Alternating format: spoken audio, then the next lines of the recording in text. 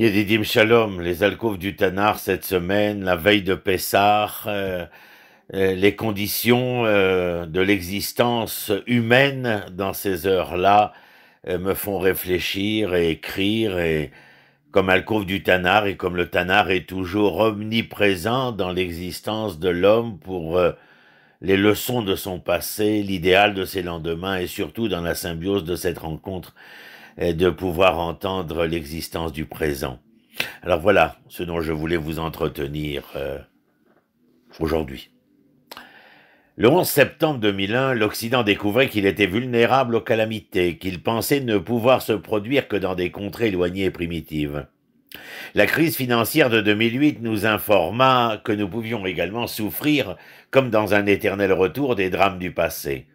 L'effondrement économique de la Grande Dépression en 1929, la pandémie de grippe espagnole en 1918-19, jamais ne disparurent véritablement.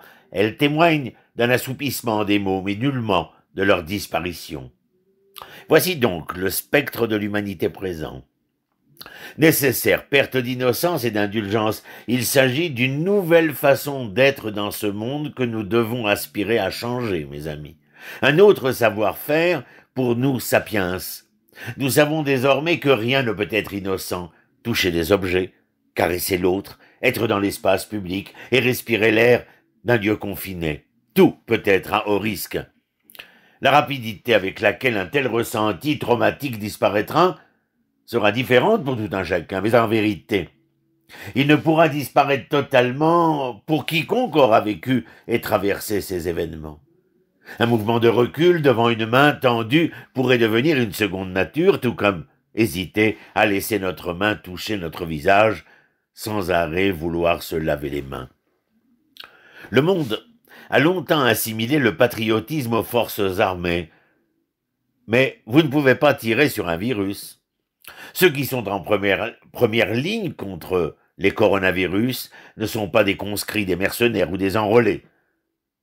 Ce sont ces hommes et ces femmes, médecins, infirmiers, infirmières, pharmaciens, personnel d'entretien, technique et sanitaire. Ils sont les nouveaux héros de notre histoire.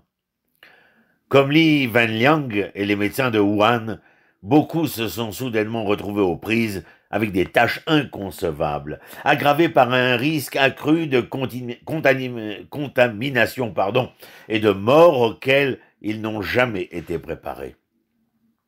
En fin de compte, nous reconnaîtrons peut-être leur sacrifice comme un véritable patriotisme, saluant nos médecins et nos infirmières, faisant la génuflexion et disant « Merci pour votre service », comme nous le faisons maintenant pour les anciens combattants.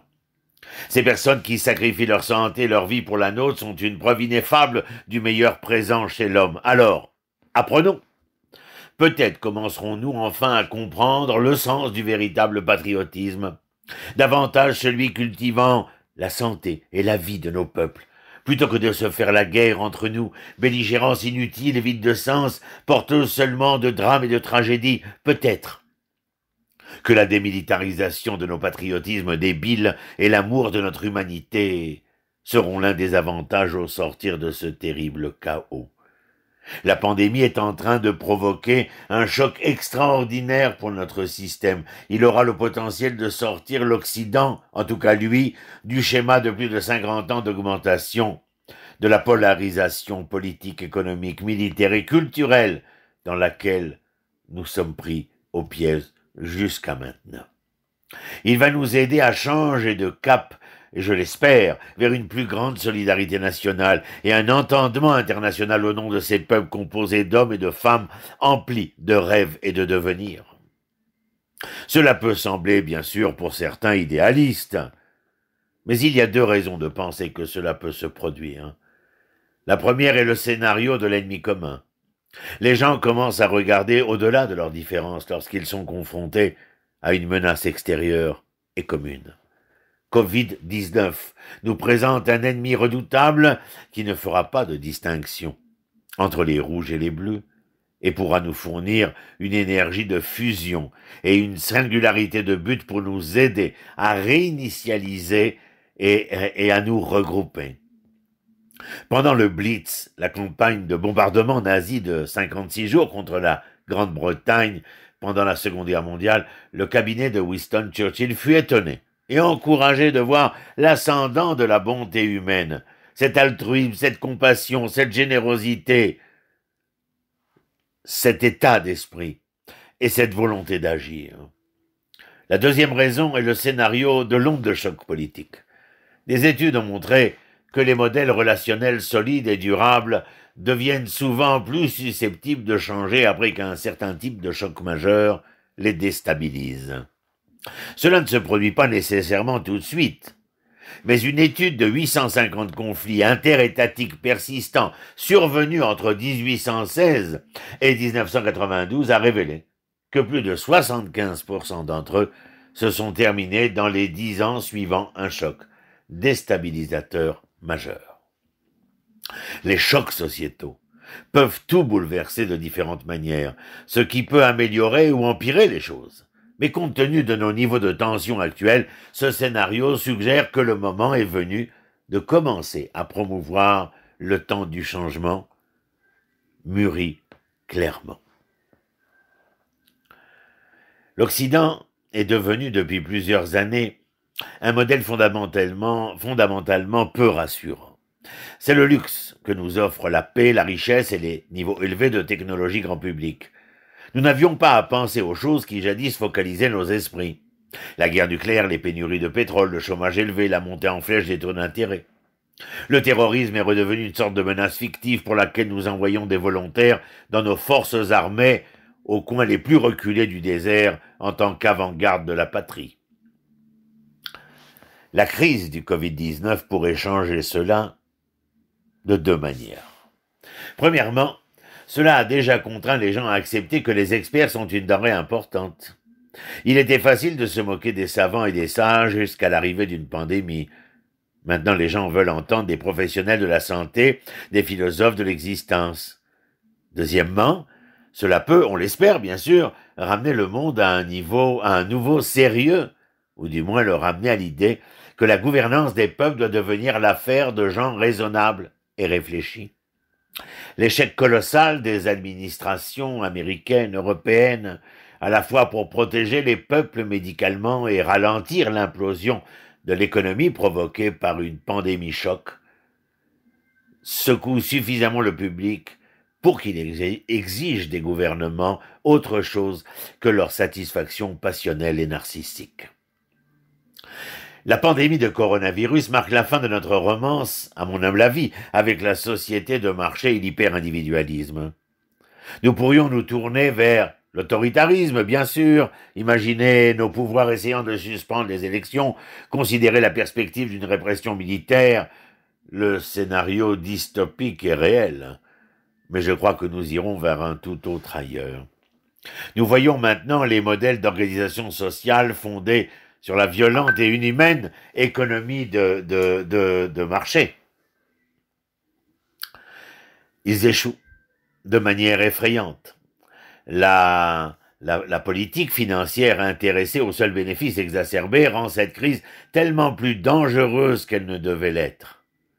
À la fin, nous réorienterons notre politique et nous effectuerons de nouveaux investissements substantiels dans les biens pour tous, mais lesquels, pour la santé en particulier et les services publics, cela se doit.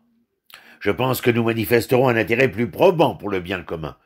Dorénavant, nous serons mieux en mesure de voir et d'apprécier comment nos destins sont intimement liés. Le shawarma bon marché que je mange dans un restaurant qui refuse les congés de maladie payés à ses caissiers et au personnel de cuisine me rend plus vulnérables à la maladie. Tout comme ceux qui refusent de rester à la maison durant la pandémie, parce que certaines écoles religieusement fanatiques n'ont point jugé nécessaire de leur enseigner la science ou la pensée critique.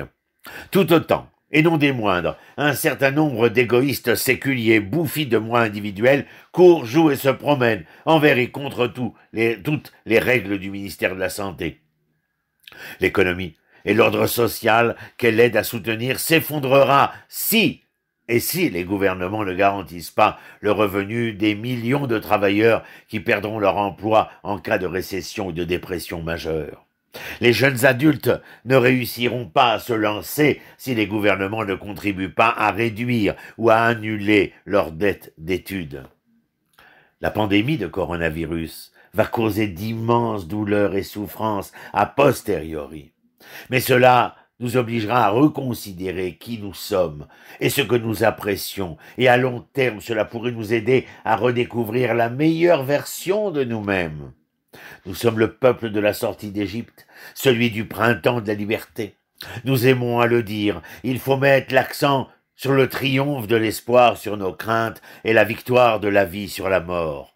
Mais comment ce peuple de Pessard observera-t-il cette soirée, après-demain, si mémorable, cette journée si sacrée, s'il ne peut se réjouir ensemble? Que nenni, mes amis, les fléaux conduisent au changement. En partie parce que nos dirigeants nous font défaut, l'humaine humanité se mobilise pour créer des organisations, des réseaux, un savoir-faire qui vont changer notre place dans la société et qui engendreront un héritage durable à partir d'aujourd'hui. L'épidémie révèle au quotidien les failles précaires dans nos systèmes de soins de santé. Elle nous fait prendre conscience de la nécessité de réajuster, de revaloriser l'ordre social et l'identité morale. Des révélations qui conduiront, je le souhaite, vers des réformes historiques et prometteuses suite à cette pandémie. Les peuples devront se soulever et faire entendre leur voix, refuser catégoriquement d'être menés plus longtemps aux abattoirs du consumérisme, décréter que le marché ne fera plus jamais la loi. Il faudra passer sur nos corps survivants si l'idée saugrenue de revenir aux modèles sociétaux d'avant le massacre viral venait à pointer de nouveau son nez empli de croûtes et de morve. Les peuples voudront tenter de retrouver de nouvelles façons de se connecter et de se soutenir mutuellement dans l'adversité. Ils exigeront certainement la mise à l'écart des inconscients blonds, des technocrates BCBG, des populistes nationalistes et d'une vieille garde communiste, mais non moins capitaliste, la mise en place de véritables démocraties représentatives et directes. Nous allons prendre conscience, mes amis, de l'interdépendance de nos singularités, de la communauté plurielle de nos intérêts généraux, tout en affirmant des identités différentielles. Certes, je ne suis ni devin, ni prophète, mais mon vœu le plus pieux sera et demeurera celui-ci. Il deviendra possible lorsque tous ensemble nous y croirons et nous investirons en ce sens. Alors peut-être verrons-nous poindre à l'horizon ces lendemains qui nous promettaient de chanter un jour. Je ne peux vous souhaiter que le mieux et le meilleur, comme santé, comme joie, comme bonheur, Chag Sameach, une bonne fête de Pessah, en espérant véritablement pouvoir ensemble nous entendre entonner ce chant du jour promis. Shalom, shalom, Leitraot.